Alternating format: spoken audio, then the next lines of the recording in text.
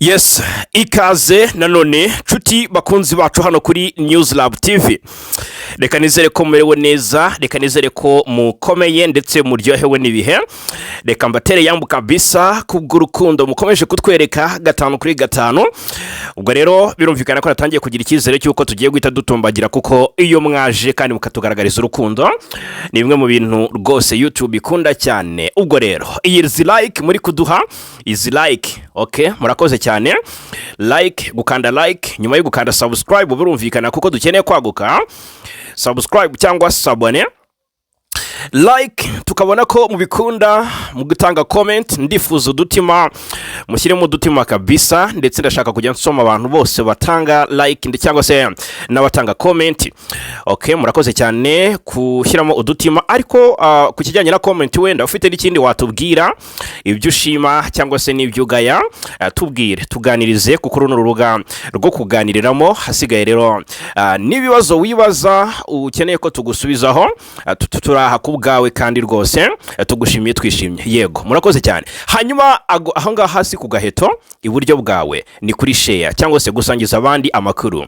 Byanze bikunze wowe dukunze twumva kakanya, hari igihe waba uri mu magroupe atandukanye, sharinga abandi iyi nkuru, sharinga bahereze ubabwire ko hariho amakuru y'ukuri aba ari gutangarizwa.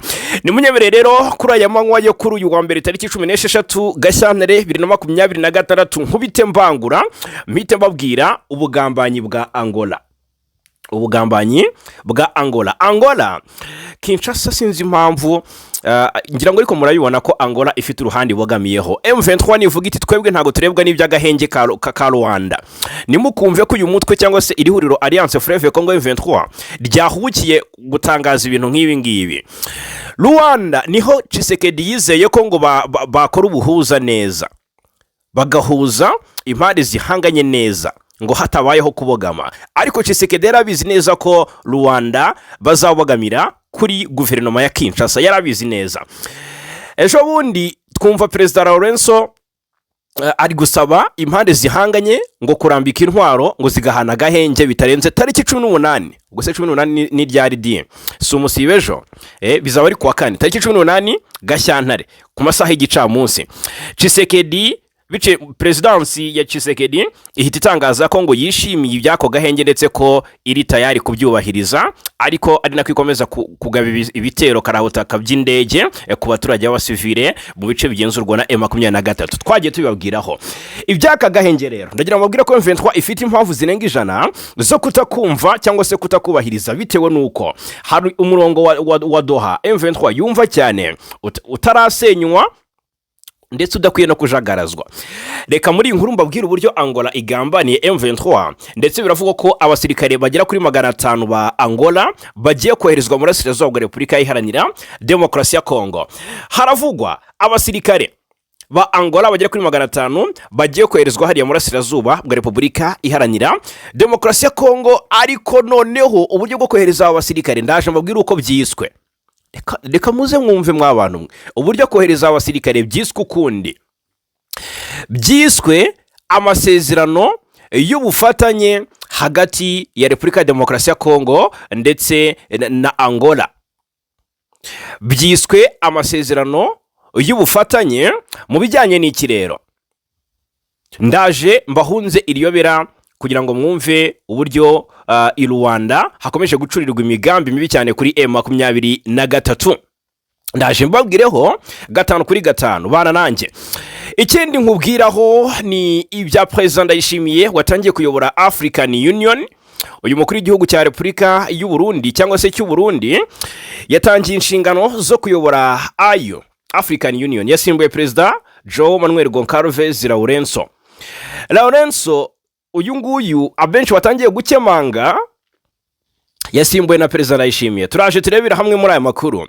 Ese nuruhe rugamba President Ndayishimiye afite imbere ye agomba guhangana narwo cyangwa se agomba kurwana narwo ku kibazo cy'umutekano mu Burasirazuba bwa Repubulika Iharanira Demokarasi ya Kongo? Ndakubwira ingamba Ndayishimiye afite ku kurangiza iyi ntambara yo muri Repubulika Demokarasi ya Kongo, kuko mu gihe kitarenze umwaka nawe biraba bimureba kandi murabizi ko rumwe mu benyegeza iyi ntambara. Muri Kivu y'Amajyepfo ahitwa muri teritwari ya Fizi. FARDC iremeza ko igifite ubugenzuzi bwa Puezero ni nyuma y'imirwano karabutaka yari imaze iminsi isakiranya impande zombi muri axe za Gahwera wegera Puezero, ni kilometero nkeya cyane uvuye mu mujyi wa Minembwe. FARDC iri kwigamba ko ikigenzura Puezero. Ese ukuri ni ukuhe? Ndaje mbahunze iriyobera 5-5. Perezida Kagame yongeye gukubita inshuro Perezida Tshisekedi ndetse na Perezida Ndayishimiye. Bigenze bite? Perezida Kagame aratumbagiye ndetse rwose ari ku rwego rwo hejuru bijyanye n'amakuru ngiye kubabwira 5-5. Ni mwumva uburyo rwose Perezida Ndayishimiye ndetse na mugenzi we Felix Antoine Tshisekedi bari hepfo mu manga. Ndaje mbibabwireho 5-5. Hanyuma u Rwanda na Repubulika ya Demokarasi ya Kongo bakomeje gukozanyaho. Buri gihugu kirakozanyaho n'ikindi. Bigenze bite? Intambara y'amagambo irakomeje hagati y'ibihugu byombi. Barapfa FDLR ndetse na M23. Ndaje mbahunze yobera mbabwire byinshi kuri aya makuru. 5-5 nandi agezwe muri access zitandukanye turagenda tuyerebera hamwe. Nongeye kuguha ikaze. Okay? Utwo dutima noneho nitwo ndi kwishimira cyane ubundi ukanda kudutima rwose. Ubwo ni muri comment nyine mugashyiraho udutima, mugashyiramo udutima tukaba twinshi cyane ibitekerezo byanyu birumvikana. Ngira ngo mwabibonye ko ahanga kuri News Lab TV noneho ariho ibintu biri kubera. Ni munyebere rero noneho kuri inshuro twibanire. Reka mbabwire ko mu burasirazuba bwa Repubulika ya Demokarasi ya Kongo intambara igiye guca ibintu. Naho zimbabwira amakuru yatambutse ko hari amakuru avugwa ko General Laurent Nkunda ashobora kuba agiye kwataka urugamba ku buryo rwose Uvira baza kuyisubiza, ndetse hari n'amakuru avuga ko zanga 7500 ejo bundi zagaragarijwe hari icanzu ngari zo zigiye gutangira kugenda zideployingwa mu bice bitandukanye byo muri Kivu y'Amajyepfo nka za Kamanyola, muri Plaine de Rusizi, ndetse ngo bagiye kwambarira urugamba rwo kwisubiza umujyi wa Uvira kubera ko ikizere cy'uko MONUSCO yarindira umutekano uri ya mujyi gikomeje kubiyanga ku ruhande rwa AFC M23 n'igisirikare cyayo ARC. Ibi rero byo ntago mbigarukaho. Haravugwa ingabo za Angola ariko direka mpere kuzubu Faransa. Ingabo z'ubu Faransa zitazwi umubare zamaze kugera muri Repubulika ya Demokarasi ya Kongo. Amakuru atugera haravuga ko kuri ubu izi ngabo ziri mu mujyi wa Kisangani ngo ziri kwitegura urugamba karabutaka, ziri kwitegura kwinjira mu ntambara. N'abakomando kabuhariwe b'ubu Faransa ngo bagiye gufasha Perezida Tshisekedi mu rugamba rwo guhangana n'umutwe wa M23. Aya makuru arahari ndetse n'ukuri ntariho ivumbi. Icyo ndi kugerageza gukurikirana n'itsinda ryacu rya News Lab TV ritegura cyangwa se ritugenzurira amakuru, riri kureba ku itariki izi ngabo zaziye, riri kureba ku mubare izi ngabo w'izi ngabo ziri Kisangani, ziri kureba kuri misiyo y'izi ngabo no kurwanya M23. Ariko se mu buhe buryo? Hasi ku butaka bazajya barashisha mu rutsiye, bizajya bigenda bite? Nicyo dukeneye kumenya. Hanyuma tunamenye ese cyangwa ni ku bufasha bw'ibijyanye na drone. Nicyo tutaramenya. N'umubare nyawo cyangwa se agreement hagati ya Perezida Macron ndetse na Perezida Tshisekedi, ese amasezerano yabo bombi aravuga iki yatumye Perezida Macron yohereza ingabo z'ubu Faransa muri Repubulika ya Demokarasi ya Kongo. Ubu rero ziri Kisangani mu ntara ya Chopo.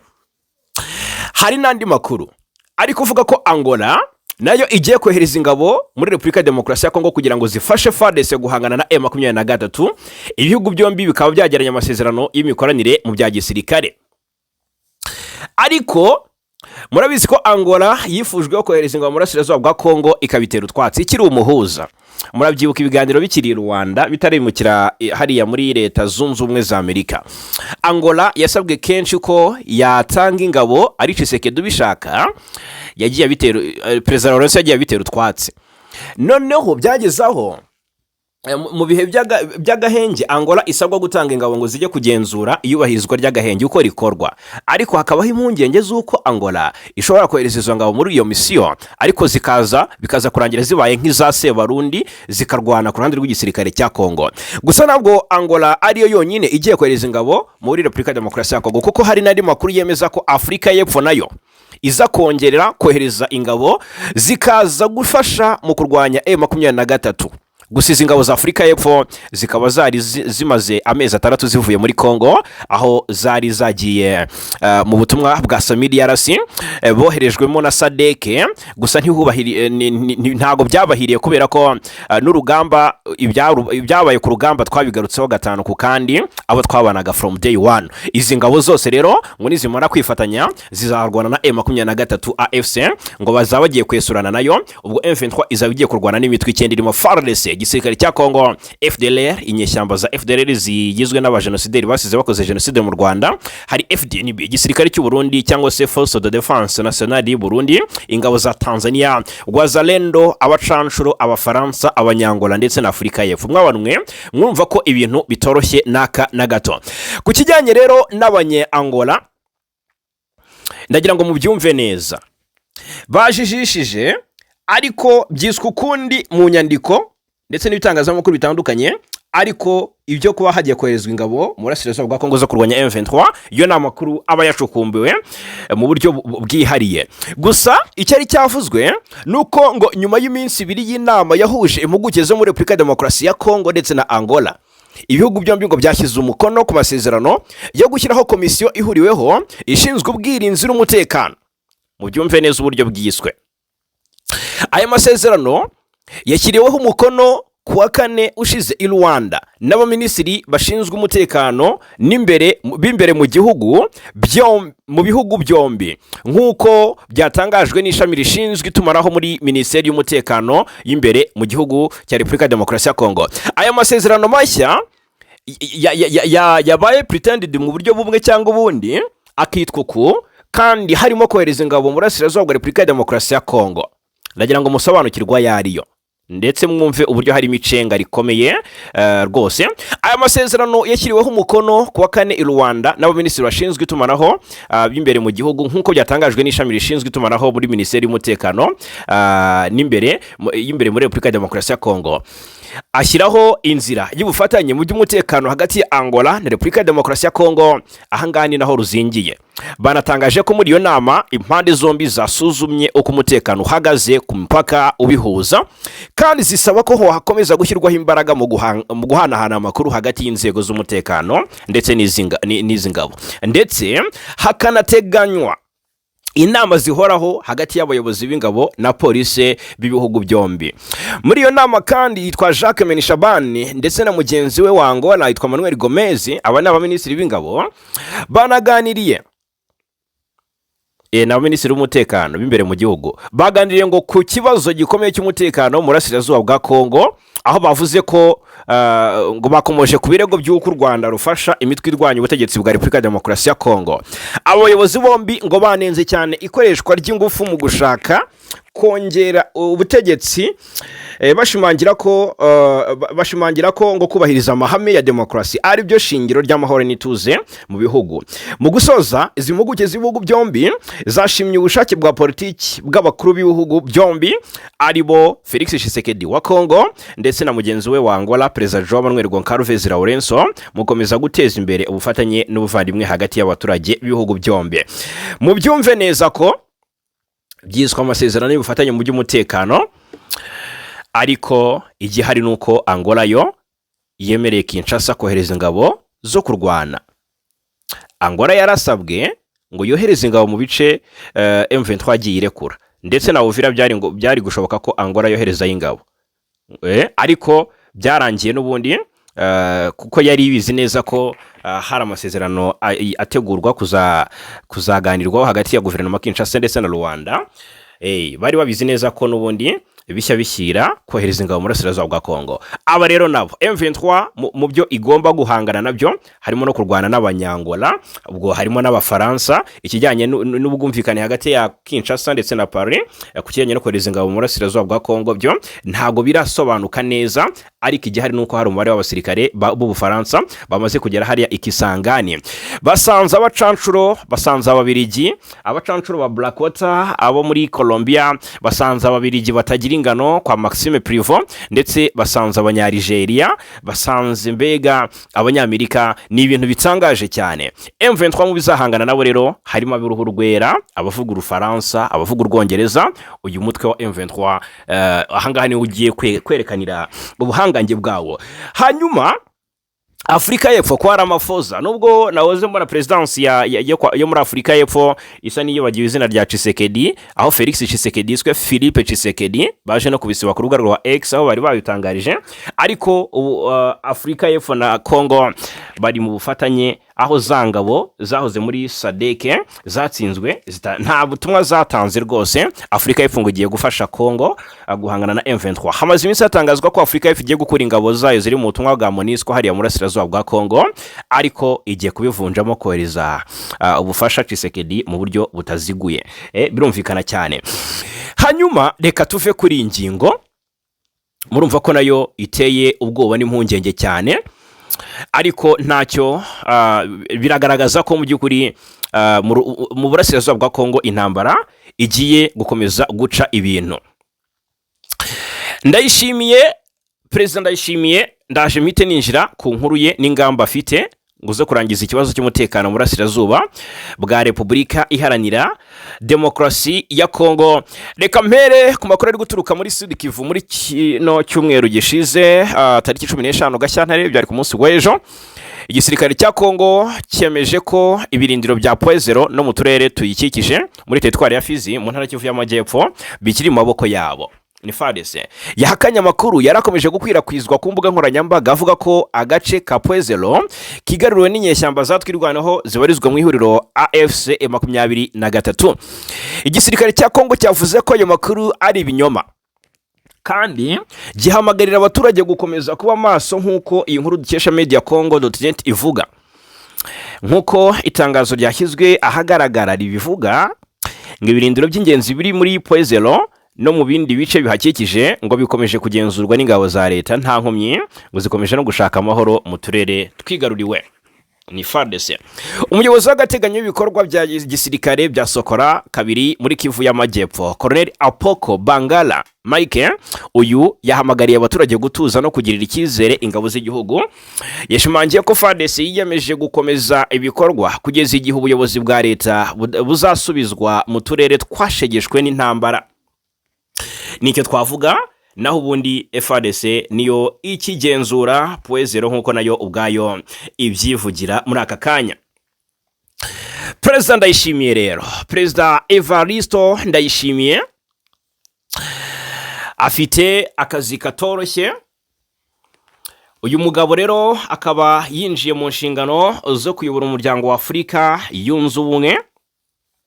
Yatangaje ko rero igihugu cye ngo cyiteguye gutanga umusanzu mu rwego rwo gucecekesha intwaro ku mugabane wa Afurika, by'umwihariko muri Repubulika Iharanira Demokarasi ya Congo. Ndayishimiye yavuze iri jambo aritanga nk'isezerano. Byari ku cyumweru tariki 15 Gashyantare, nyuma y'umunsi umwe ashyikirijwe inshingano zo kuba perezida w'umuryango wa Afurika yunze ubumwe. Uyu mugabo yatanze iryo sezerano mu gihe asanzwe afite ingabo mu Burasirazuba bwa Congo, murabizi, aho maginga ya igisirikare cye rwose ngo cyatangiye no gukora isuzuma ngo kirebe ese abishwe ni bangahe, ubundi hasigaye abasirikare bangahe ko abenshi bashiriye mu Burasirazuba bwa Congo. Rero birumvikana cyane izi ngabo ze zikaba zirwana ku ruhande rwa FARDC mu Burasirazuba bwa Congo zirwanya M23. Izi ngabo z'u Burundi zimaze igihe by'umwihariko zishinjwa gukorera ubwicanyi abanyekongo bo muri komine ya Minembwe ituwe n'abiganje b'abanyekongo b'Abanyamurenge, dore ko banajyanye igihugu cy'u Burundi mu rukiko rwa EACG bajya kuregera ibikorwa by'ubwicanyi bakomeje gukorerwa n'ingabo z'igihugu cy'u Burundi. Perezida Ndayishimiye rero ubwo yabazwaga n'abanyamakuru ingamba afite zo guhagarika intambara yo muri Repubulika ya Demokarasi ya Congo, yavuze ko iriya ntambara ari ikibazo kimushishikaje cyane. Avuga ko hari icyizere cyo kurangira kwayo kuko hari ubushake bw'ibiganiro hagati y'abahanganye. Ndayishimiye yagaragaje ko intambara yo muri Congo iri mu bice bibiri: amakimbirane hagati y'u Rwanda na Congo hamwe n'ibibazo by'imitwe yitwaje intwaro y'abanyekongo. Ku makimbirane ya Kigali na Kinshasa, Ndayishimiye yavuze ko hari amasezerano ya Washington aho impande zombi zemeye guhagarika imirwano. Ati nubwo uyu munsi nta cyizere gifatika kiri hagati y'impande zombi, ayo masezerano arahari kandi bagomba kuyubahiriza kuko yasinywe n'impande zombi. Ati rero bigaruka ku muhuza ngo afashe izo mpande kubahiriza ayo masezerano. Perezida Ndayishimiye avuga ko kwemera guhagarika imirwano ari kimwe ariko kubikora akaba ari ikindi. Yunzemo ati kugira ngo bishoboke niba ari ingabo z'amahanga zihari zigomba gutaha, hakabaho kwizezwa ko nta ruhande ruzongera guteza intambara, hakajyaho urwego ruba hagati rukurikirana iyubahirizwa ry'ibyemeranyijweho. Ku kibazo cy'abanyekongo ubwabo yavuze ko bagomba kujya hamwe bakaganira, akomoza ku biganiro bya Doha bihuza Kinshasa na AFC 23, aho benshi bavuze batanga noneho birashoboka ko M23 itangiye kumvikana nk'umutwe w'abanyekongo noneho. Yunzemo ati numvise ko Perezida Tshisekedi yiteguye gutangira ibiganiro hagati y'abanyekongo ngo hagaruka amahoro. Uruhare rwacu nk'ubumwe bwa Afurika ni ugufasha ndetse no kugira inama izo mpande zombi kwiyemeza nta gusubira inyuma iyo nzira y'amahoro. Uyu ni Perezida Ndayishimiye w'igihugu cy'u Burundi. Mu magambo ye hari aho yavuze asa n'ushotorana, twari twabigarutse mu makuru yacu yatambutse, avuga ko ngo nta gihugu na kimwe, asa nk'utungwa agatoki igihugu cy'u Rwanda, kuko abasesenguzi nibyo bahurije bavuga bati aha Perezida Ndayishimiye yavuze ingabo yavuze u Rwanda cyangwa se yagufuza igihugu cy'u Rwanda, kubera ko nk'ubwo ngubwo yahise agihabwa ijambo. Yavuze ko ngo mu kinyejana cya 21 nta gihugu na kimwe cyo muri Afurika gikwiye kongera gukolonizwa, kugabwaho ibitero cyangwa se guhatirwa kugengwa n'ubutegetsi bwo hanze. Ni bimwe mu byo Perezida Ndayishimiye yatangaje.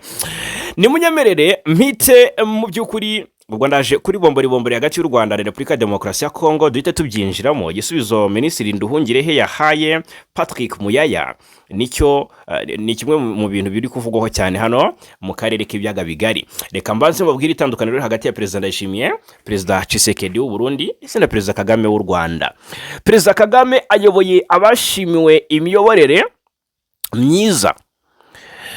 Tshisekedi na Ndayishimiye baje mu bayobozi babi cyane kurusha abandi ku isi. Ndagira ngo mwumve ibi bintu. Perezida Kagame ari imbere. Ikinyamakuru Africa Today Media Group cyasohoye ubushakashatsi bushya bugaragaza ko bamwe mu bayobozi b'ibihugu bya Afurika babonwa n'abaturage ku bijyanye n'imiyoborere yabo. Ubu bushakashatsi rero bwakorewe ku banyafurika 150 baturutse mu bihugu 38, hagamijwe kumenya abaperezida batatu bafatwa nk'abakora neza kurusha abandi ku isi ndetse n'abandi batatu babonwa nk'abakora nabi kurusha abandi. Ni ubushakashatsi bushingiye ku bitekerezo ndetse n'imyumvire byabajijwe cyangwa se byababajijwe, bukagaragaza ishusho rusange y'uko imiyoborere y'abari abayobozi ihagaze mu maso ya rubanda ku rwego rw'ibihugu byabo ndetse no ku mugabane wa Afurika muri rusange.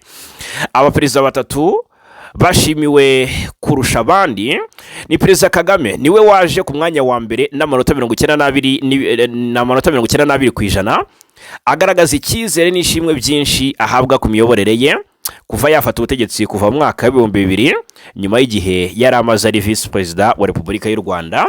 Rwagiye rugaragaza impinduka zikomeye mu bukungu, mu miyoborere ndetse no mu iterambere ry'ibikorwa remezo. Mu myaka isaga 20 ishize u Rwanda rwashyize imbere gahunda zo guhindura ubukungu rushingiye ku ikoranabuhanga, guteza imbere serivisi, kongerera abaturage ubushobozi ndetse no kubaka inzego z'imiyoborere zishingiye ku mucyo n'igenamigambi rihamye. Ibi byatumye igihugu gikomeza kuvugwa mu bihugu bigaragaza umuvuduko mu iterambere ku mugabane wa Afurika. Ku mwanya wa kabiri haje Captain Ibrahim Traoré wa Burkina Faso n'amanota 89 ku ijana. Uyu muyobozi ukiri muto ku butegetsi yagiye ashimirwa uburyo agaragaza kwigenga mu byemezo bya politiki no gushyira imbere ubusugire bw'igihugu cye mu bihe by'umutekano. Ku mwanya wa gatatu haza Daram Gakol wa Mauritius n'amanota 87%. Igihugu cye kikaba gisanzwe gifatwa nk'icyateye imbere mu miyoborere myiza, ubukungu butajegajega ndetse n'ubucuruzi mpuzamahanga. Abaperezida bafatwa nk'abakora nabi kurusha abandi ku rundi ruhande ni Perezida Paul Biya wa Cameroon, yaje ku mwanya wa mbere mu babonwa nk'abakora nabi kurusha abandi n'amanota 8%.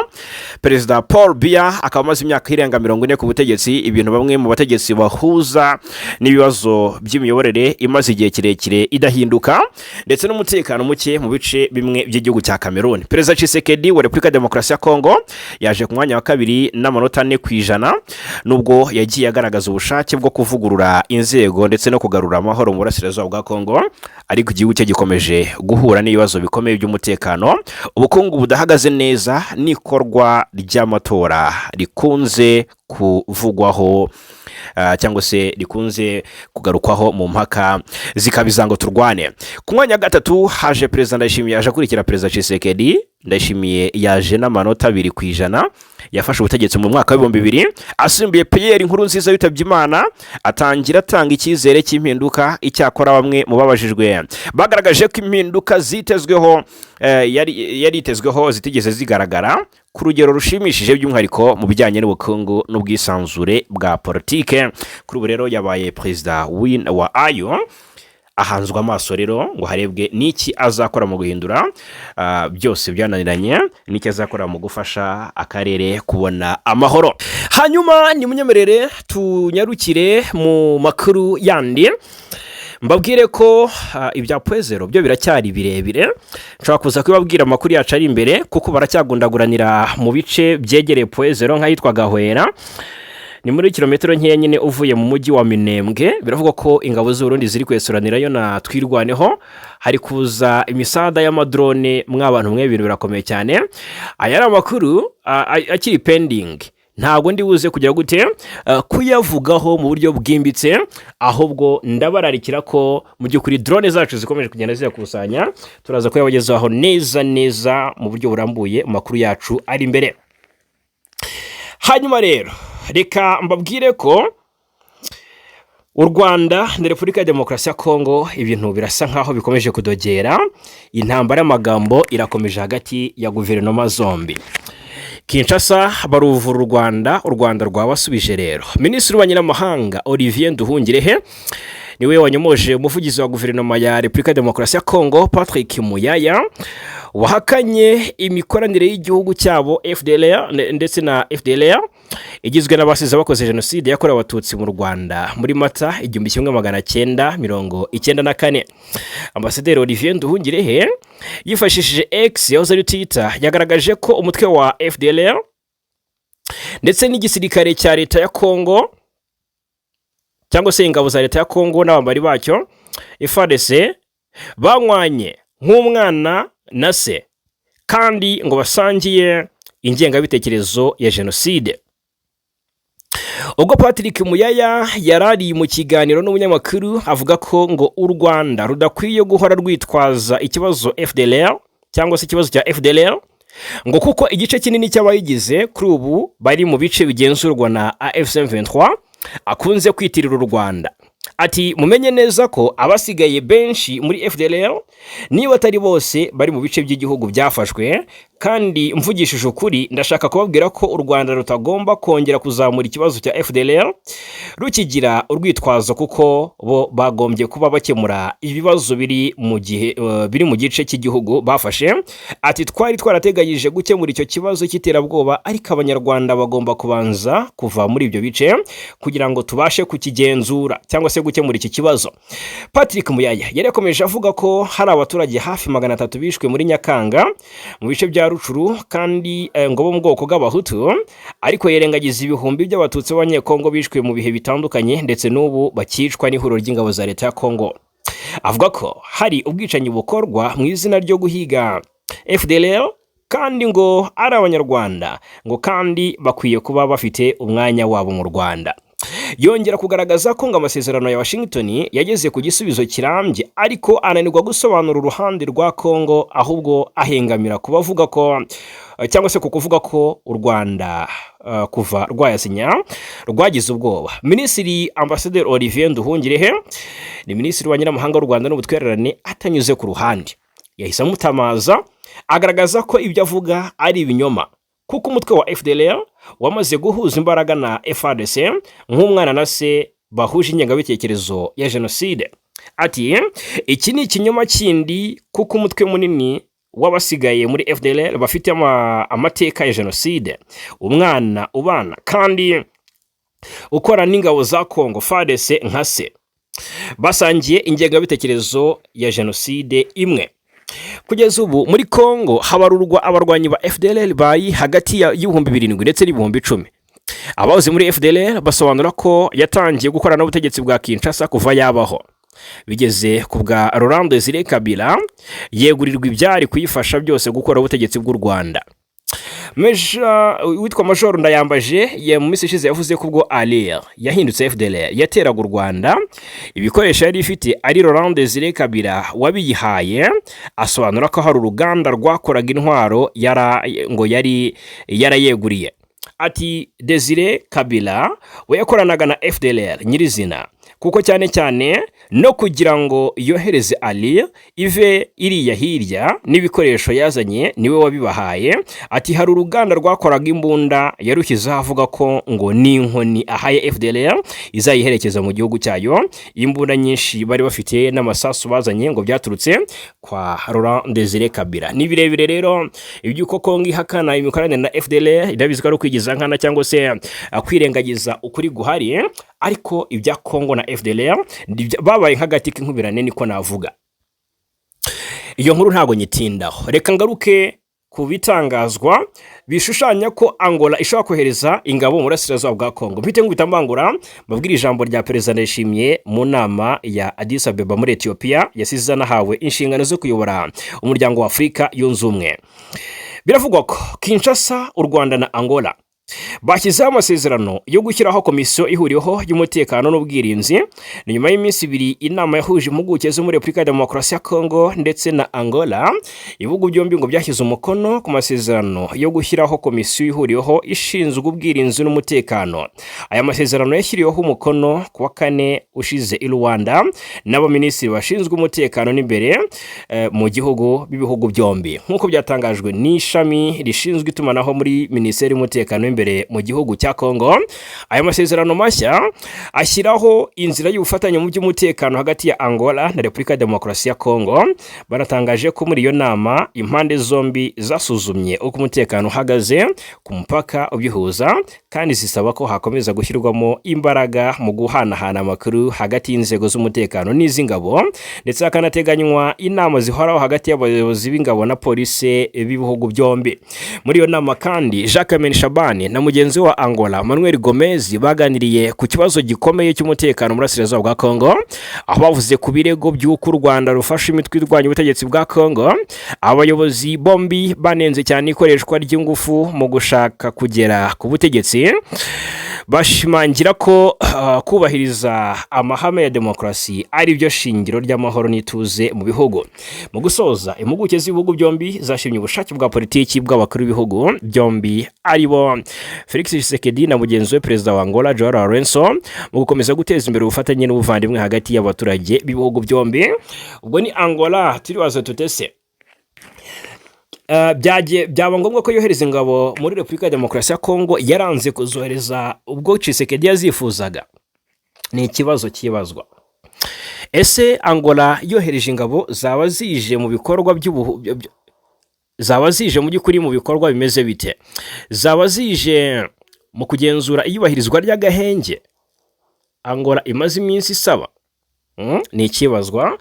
Hanyuma ibi ntabwo tubitindaho, kuko nagahenge M23 ivuga ko itarebwa nako, kuko aho byanzuriwe ntabwo yari yatumiwe. Ni ibintu byumvikana cyane, ntabwo mbitindaho. muri iriya nama ya African Union, inama ya 39 y'abakuru b'ibihugu na za guverinoma y'umuryango y'uyu muryango wa Afurika yunze ubumwe yabereye i Addis Abeba kuva tariki 14 kugeza ku 15. Perezida w'u Burundi Ndayishimiye Evaristo yahawe inkoni na Perezida João Manuel Goncalves Lourenço wa Angola ngayobore uyu muryango ayo amusimbure. Ndayishimiye rero yahawe ijambo avuga ko mu kinyejana cya 21 nta gihugu na kimwe cyo muri Afurika gikwiye kongera gukoronizwa, kugabwaho ibitero cyangwa se guhatirwa kugengwa n'ubutegetsi bwo hanze. Hanyuma rero Perezida Ndayishimiye Evariste yasimbuye ku mugaragaro mugenzi we João Lourenço ku buyobozi bw'inzibacyuho bwa Union Africaine. Ibi byabereye mu nama ya 39 y'abakuru b'ibihugu na za guverinoma y'uyu muryango yabereye i Addis Abeba muri Ethiopia ku ya 14 Gashyantare 2026, mu gihe cy'umwaka umwe gusa kuva muri Gashyantare 2026 kugeza Gashyantare 2027. Ndayishimiye azahagararira umuryango wa Afurika yunze ubumwe kandi ashyira imbere gahunda zawo za politiki, ububanyi n'amahanga n'ubukungu hashingiwe kuri gahunda ya agenda 2063. Mu byo yashyize imbere kandi cyane harimo kugarura amahoro ku mugabane wa Afurika, aho yagaragaje ko ari ngombwa ko Afurika isaba kubahirizwa amategeko mpuzamahanga ndetse n'ubusugire bw'igihugu. Avuga ko kandi mu gihe ngo igihe kigeze ngo ihagarike ibitero hagati y'ibihugu bya Afurika. Ati amahoro n'umutekano ntibishobora kugerwaho cyangwa se ntibishoboka mu gihe hari ibihugu bya Afurika bikomeje kugabwaho ibitero bitewe n'inyungu za politiki ndetse n'ubukungu z'ibihugu bikomeye. Ati turifuza ko rero ijwi rya Afurika ryumvikana risaba kubahirizwa n'amategeko mpuzamahanga, ubusugire bw'ibihugu, ubwigenge bwabyo, uburenganzira bw'abaturage bwo kwigenga. Ati ndero nta gihugu na kimwe cyo muri Afurika gikwiye kongera gukoronizwa, kugabwaho ibitero cyangwa se guhatirwa kugengwa n'ubutegetsi bwo hanze. Mu kinyejana cya 21 indangagaciro zashyizweho mu muryango w'abibumbye zigomba kubahirizwa. Perezida Ndayishimiye rero avuga ko Afurika itazagera ku iterambere mu gihe hakiri intambara mu bice bimwe na bimwe byayo. Agaragaza ko amakimbirane agira ingaruka mbi ku bihugu ndetse no ku hazaza h'urubyiruko. Avuga ko ibi bigaragarira cyane mu burasirazuba bwa Repubulika ya Demokarasi ya Kongo, muri Sahel, muri Somalia, muri Sudani no muri Repubulika ya Centrafrica, aho umutekano ukomeje guhungabana uko bwije nuko bukeye. Asaba ibihugu bya Afurika gufatanya mu gukumira amakimbirane no gucecekesha imbunda. Ashimangira ko amahoro arambye ariyo akwiye. Asaba ubufatanye bw'ibihugu bya Afurika, abafatanya bikorwa mpuzamahanga n'inzego z'akarere. Iyi nama kandi mu by'ukuri n'ijambo rye byabaye mu gihe Afurika ihanganye n'ibibazo by'umutekano cyane cyane mu karere k'ibyaga bigari, aho hakomeje umwuka mubi hagati ya Repubulika ya Demokarasi ya Kongo n'u Rwanda. Nubwo hari ibiganiro by'ubuhuza byakozwe na Washington na Doha bifatanyije n'umuryango wa Afurika yunze ubumwe. Perezida Ndayishimiye rero yatangiye kuyobora umuryango wa Afurika yunze ubumwe mu gihe umubano hagati y'u Burundi n'u Rwanda ukomeje kuba mubi cyane cyane nyuma y'uko umujyi wa Uvira ugenzurwa n'inyeshyamba za M23. U Burundi bushinja u Rwanda gufasha uwo mutwe ndetse uvuga ko ibitero byawo byageze no ku butaka bwabwo. N'ubwa mbere u Burundi buyoboye uyu muryango wa Afurika yunze ubumwe kuva washingwa nka Organisation de l'Unité Africaine mu mwaka w'1963, nyuma kaza guhinduka Union Africaine. U Burundi rero bwigeze kuyobora Communauté de l'Afrique de l'Est kandi kuri ubu buyoboye COMESA, bukaba bunagize uruhare mu biro bya Conférence Internationale pour les Régions de Glarac cyangwa se ikizwi nka CIRGL cyangwa se CIRGL. Rero ahangaha nicyo navuga, ndagira ngo mbumvishe mu by'ukuri ijambo Ndayishimiye yatangiriyeho yabaye nk'ugaba igitero ku Rwanda cyangwa se nk'utunga u Rwanda gatoki, kuko nawe ari mu mujyi wa Tshisekedi shinja u Rwanda kuba ngo rwaragabye ibitero ku gihugu cya Repubulika Iharanira Demokarasi ya Kongo basangiye ingengabitekerezo ya jenoside, dore ko bafatanya n'umutwe wa FDLR ugizwe ahanini n'abasize bakoze jenoside yakorewe abatutsi mu Rwanda muri Mata 1994. Sud Kivu, igisirikare cya Kongo kirashinja umutwe wa M23 gukora amahano muri axe za Fizi Uvira. Igisirikare cya Kongo cyavuze ibintu bikomeye ndetse kirabyamagana, gishinja M23 gutwika inzu z'abaturage ngo byakozwe ku munsi wo ku wa gatandatu nibyo FARDC rero yatangaje. Izi ngabo za Kongo zatangaje ko hari ibikorwa bishya by'urugomo ngo byakorewe cyane cyane mu misozi miremire ya Fizi na Uvira muri Kivu y'Amajyepfo muri Burasirazuba bwa Kongo, nk'uko iki gisirikare kibivuga rero ngo abarwanyi b'ihuriro AFC M23 bavuga na RDF ngo batwitse nkana amazu menshi y'abaturage mu gace ka Ruisankuko gaherereye mu misozi miremire ya Fizi werekera Uvira. Ni ku itariki 11 Gashyantare ngo nibwo byakozwe, ariko ni itangazo ryashyizwe hanze tariki 14. Igisirikare cya Kongo kikavuga ko ibyo bikorwa by'urugomo atari impanuka, ko ahubwo ari uburyo bwo kwihimura ku baturage baho. Itangazo risa nkaho rwose ari rishinja M23 ndetse n'ingabo z'u Rwanda. Yes, ni itangazo ryashyizweho umukono na Lieutenant Colonel Monguba Hazukai Maka rigaragaza ko ibikorwa ari ukwica amategeko mpuzamahanga agenga intambara ndetse n'uburenganzira bwa muntu. Ubuyobozi bwa gisirikare bwa Kongo bushinja ingabo z'u Rwanda n'abatangabikorwa ngo bazo kugira uruhare muri ibi bikorwa, bubashinja gushaka gusenya nkana imbaraga z'amahoro zirimo gukorwa muri aka karere. Mu gusoza iri tangazo, igisirikare cya Kongo cyamaganye bikomeye ubu bugome ngo kandi cyongeye gushimangira ko yiyemeje kurinda ubusugire bw'igihugu n'abaturage bacyo mbere y'ibyo bise ibitero by'iterabwoba mu by'ukuri byibasiye abaturage. Ahangaha ariko ukibaza utese amafoto yafashwe, ibimenyetso simusiga by'uko ingabo z'u Rwanda na M23 bikora byakoze ibi bikorwa ni ibi. Kinshasa rwose ntabyo bakwereka, baricara bagahimba propaganda bagashyiraho bati dore ibi ngibi. Icyo mba nkoze mbasomye iri tangazo ngo mwumve aho biba bigeze. Kinshasa ishinja u Rwanda cyangwa se Rusiga icyasha, hanyuma nibyo ngibyo. Ikindi twavugaho cyangwa se twakomozaho, Perezida Ramaphosa cyangwa se reka mvuga igihugu muri rusange, Afurika y'Epfo na Repubulika Demokarasi ya Kongo birasa naho ibyabyo bisubiye ibubisi. Reka mbere ku byatangajwe na Perezidansi ya Afurika y'Epfo yabaye nk'itibuka izina rya Perezida Tshisekedi, yabaye skandali. Ibiro by'umukuru w'igihugu muri Afurika y'Epfo byibeshye ku mazina ya Perezida wa Repubulika Demokarasi ya Kongo, bimwita ngo ni Philippe Tshisekedi. Felix Tshisekedi byamwise Philippe Tshisekedi. Perezida Tshisekedi na Ramaphosa bari bahuriye Addis Ababa muri Ethiopia muri iriya nama nabwiraga y'inteko rusange ya 39 y'abakuru b'ibihugu bigize uwo muryango wa Afurika yunze ubumwe. Ni inama yabaye tariki 14 na 15 Gashyantare. Ku ya 15 rero ubwo iyi nama yasozwaga nibwo abayobozi bombi bagiranye ibiganiro, ari naho Perezidansi ya Afurika y'Epfo yakoze ikosa rikomeye yibeshya ku izina rya Perezida Tshisekedi, aho Felix yabaye Philippe. Murabizi Tshisekedi na Ramaphosa ni inshuti kuko barafatanyije mu rugamba rwo guhangana na M23 muri Kivu y'Amajyaruguru. South Africa yohereje ingabo muri mu Burasirazuba bwa Kongo ziri mu tumwe bwa SADC bwari buzwi nka SAMIDRC, ariko hakaba n'ubundi buryo Afurika y'Epfo yagiye yohereza ingabo Tshisekedi zikagarukira za Lubumbashi, ndetse Afurika y'Epfo igafasha Tshisekedi mu buryo bwose bushoboka. Ku 15 rero nibwo abo bayobozi bombi bagiranye ibiganiro.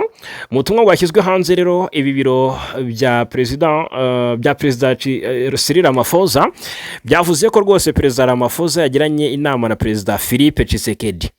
Aho kuvuga Felix Tshisekedi bavuga ko ngo Perezida Ramaphosa yagiranye inama na Perezida Philippe Tshisekedi wa Repubulika Demokarasi ya Kongo. Ubwo butumwa nyuma y'igihe gito bwashyizweho bwahise busimbuzwa ubundi, aho izina rya Philippe ryasimbujwe Felix, ari naryo riri right. Murumva ko ibintu byagenze, ariko nubwo bwasibwe abantu bari bamaze kububona ndetse baburiye screenshot kuko nanjye ndabifite, ndetse bandi banatangiye kubuhererekanya. Byabyaye amahari rero hagati mu bitangazamakuru bigiye bitandukanye. Hanyuma ikindi navuga, Perezida Ramaphosa we icyo yavuze ubwo yari muri iyi nama ya Afurika yunze ubumwe, yavuze ko Afurika ikomeje guhura n'ibibazo bikomeye by'umutekano n'intambara, asaba ingamba zihamye zo kugarura amahoro ndetse no kubahiriza ubutegetsi bugendera ku itegeko nshinga. Mu ijambo yagejeje ku bitabiriye iyi nama y'amahoro n'umutekano ya Afurika yunze ubumwe, Ramaphosa yavuze ko hari byinshi byo kwishimira umuryango wa Afurika yunze ubumwe umaze kugeraho, uretse ko ngo uhangayikishijwe n'intambara, umutekano muke, impfu z'abantu ndetse n'ibitero by'imitwe yitwaje intwaro bikomeje kugabwa ku baturage. Yavuze ko imirwano ikomeje kubera muri Sudani iteye impungenge, avuga ko hakenewe ubufasha bufatika kugira ngo icyo gihugu gihangane n'imitwe yitwaje intwaro ndetse binafashe imiryango itandukanye ifasha imbabare ku isi kubona uko yinjiza imfashanyo muri icyo gihugu. U Rwanda, Perezida Kagame ntabwo yabonetse muri inama yahagarariwe na Minisitiri w'Intebe, aho nawe hari ijambo yaje kuvuga.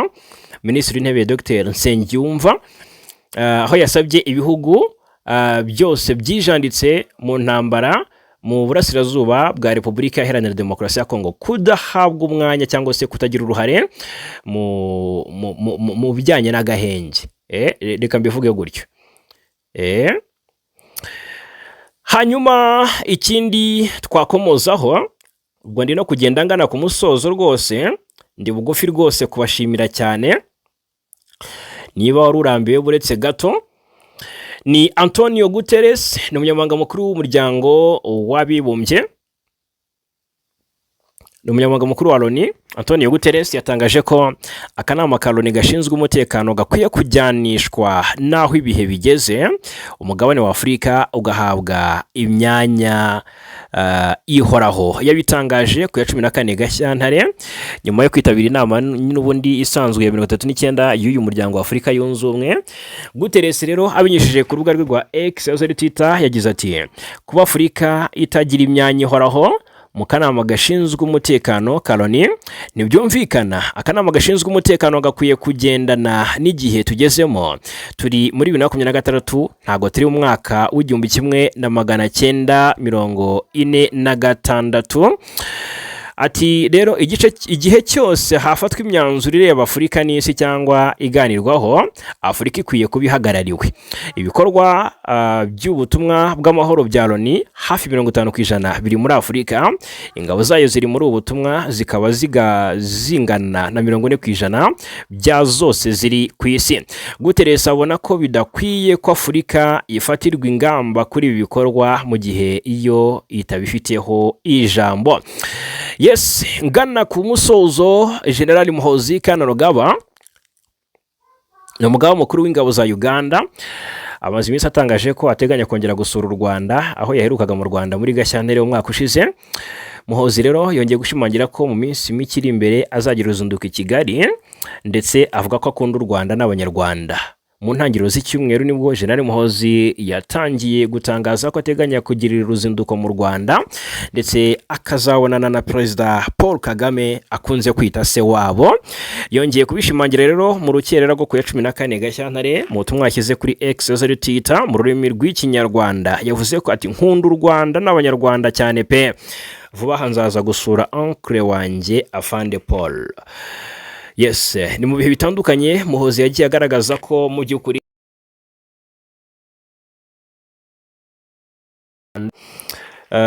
ndetse yagiye agaragaza ko u Rwanda na Uganda ari ibihugu by'inshuti bitewe n'amateka akomeye bifitanye. Yagaragaje kandi ko afata Perezida Paul Kagame nk'icyitegererezo. Rero ni ibyo ngibyo ngaya makuru. Reka mbashimire cyane ko natwe muri aya makuru yo muri iki gitondo cyo kuri uyu wa mbere tariki 16 Gashyantare 2026. 5 kuri 5 turakomeza kubana.